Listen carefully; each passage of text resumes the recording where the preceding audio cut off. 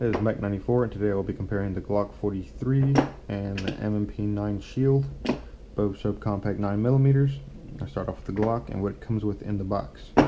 So in the box with the Glock you get 2 magazines, a speed loader, a cleaning brush, and a lock.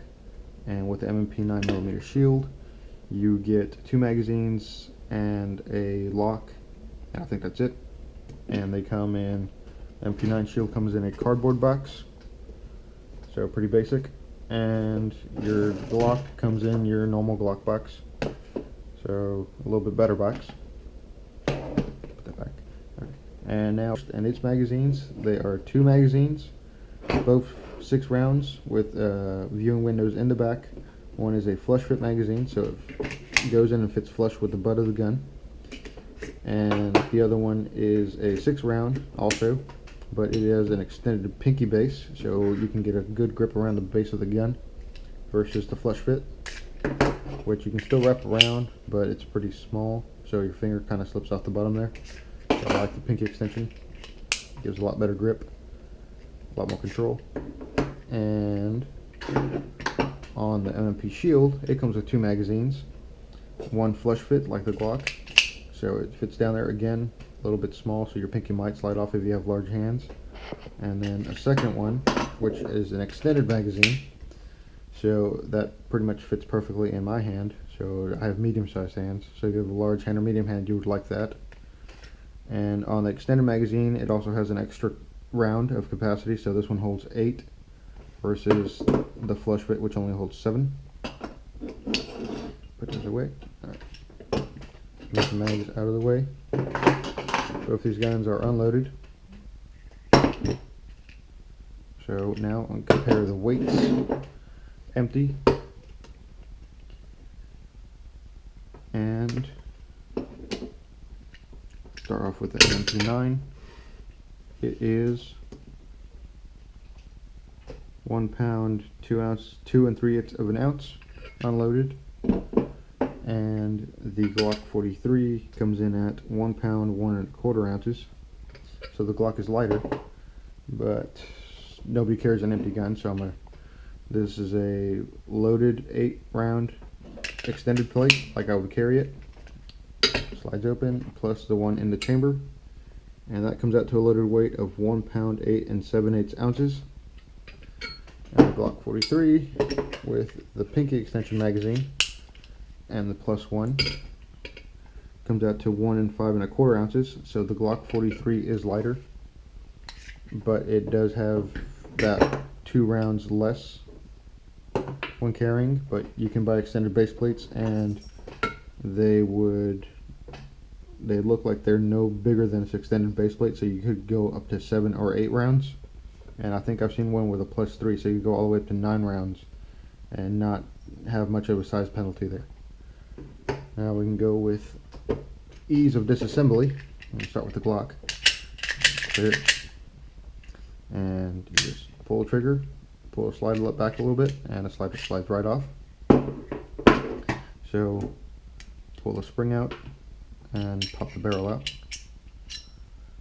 That's pretty easy. And on the Smith & Wesson, clear it out, lock the slide open, push down this tab, and then you need some tool. Use bottom of this caliper, and you have to reach in here and pull down on this lever. It's a little lever back in the mag well, and once you do that, you can release the slide and it comes apart. And just like the Glock, you pull the spring out and the barrel. Put those aside. So here we have the Glock barrel and the MP9 Shield barrel, and you can see the Glock does have the longer barrel, so I mean it's negligible, but you will have, I guess, faster velocities out of your ammunition out of that, but again, very negligible. It's maybe 1/4 of an inch longer, if that. Yeah. And both have captured recoil springs, dual spring recoil springs, and slides look to be about the same length, pretty close to it. So yeah, they get those in the frame right there. So they are pretty close and almost the exact same length. Put this back together, and you just put the barrel in and spring in. Grab the shield, slide it on, lock it back, lock that, stick your finger in here into the and pull that little lever up, and that's done. And for the Glock, you just put the barrel in just like a shield, grab your spring, put the spring in, grab your Glock, slide it onto the rails, and that's it. So the Glock is a little bit easier to take apart and put back together than the shield because of that lever and this front lever here, versus the Glocks. You just gotta pull the trigger, and then you just grab the top of the slide and pull a little bit back, and that'll take it apart. So again, the Glock is a little bit easier to pull apart. The only bad thing I don't like about it is you have to pull the trigger on the Glock to disassemble it, but on an MP9 shield you do not. And I think there's two different versions of the shield, one with a safety here and one without a safety, and I like the safety one just because it gives me that one extra bit of safety. And the Glock has no safety. It has a trigger safety, which is this little shoe here on the trigger itself. So you have to make full contact with the trigger or else it will not go back. As you can see, it just stops right there.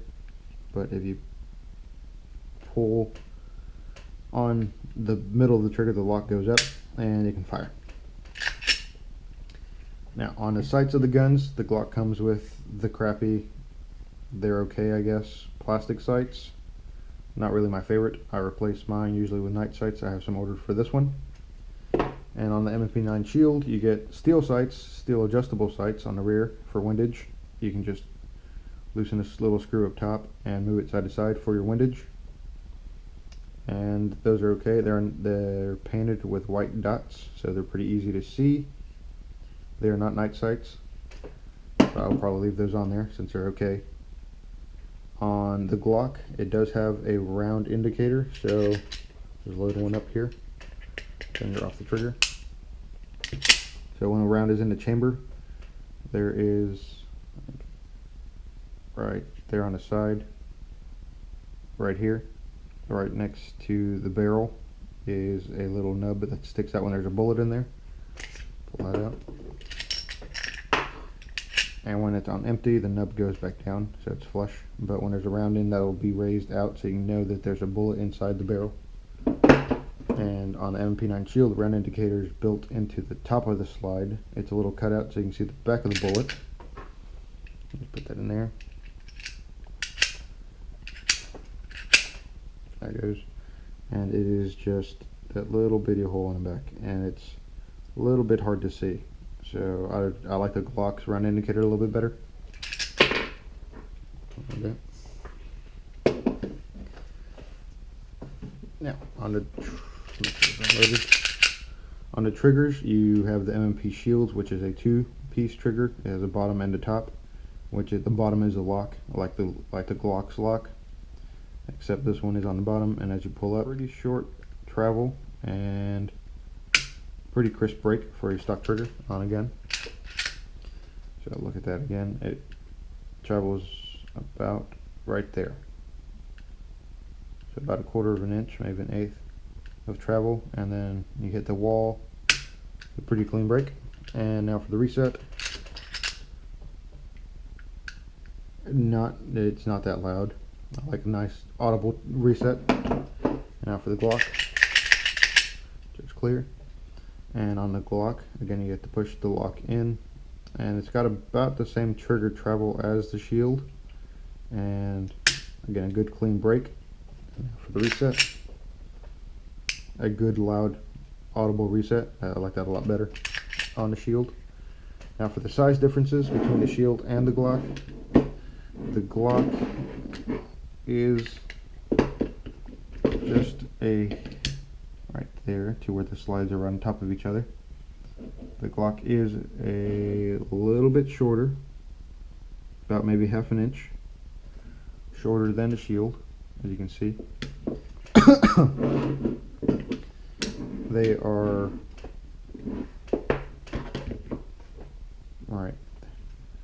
basically the exact same length.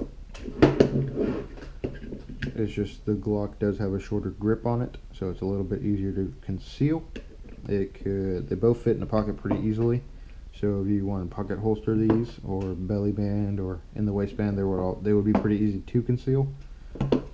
They're both really lightweight. I feel pretty good, and they balance really well. I've shot the Smith & Wesson, and it shoots pretty straight for a small little gun with a short sight radius. Pretty good up to 25 yards. Tried it with that.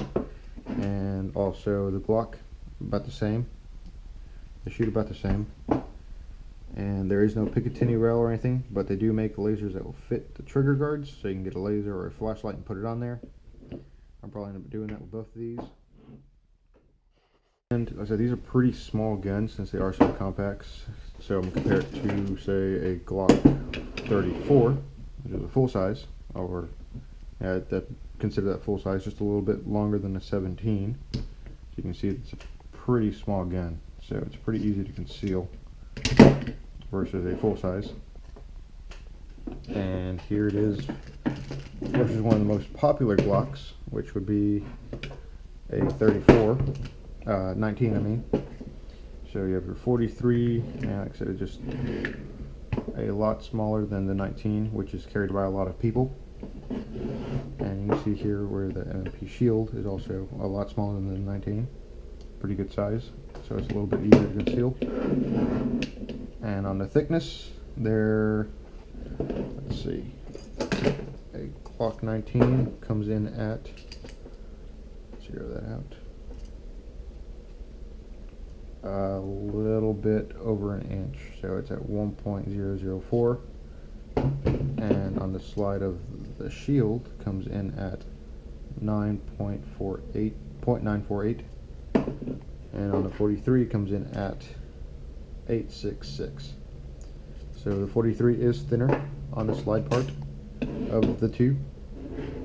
Like I said, very easy to carry, and I'm going to go shoot these today and compare them to each other. So I haven't done that yet.